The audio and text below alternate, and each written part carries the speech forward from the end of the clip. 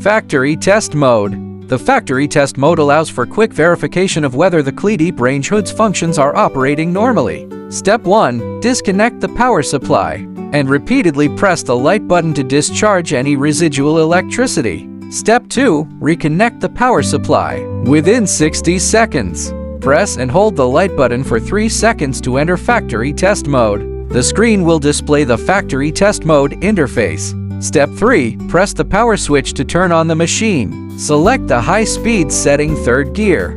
Verify that the main motor speed is below 1,600 revolutions per minute to confirm proper operation. Press the power button to turn off the device. Press and hold the indicator light button to exit factory test mode. Alternatively, disconnect the power supply to exit factory test mode. Factory test mode if main motor speed exceeds 1,600 revolutions per minute. Troubleshoot per the instructions above.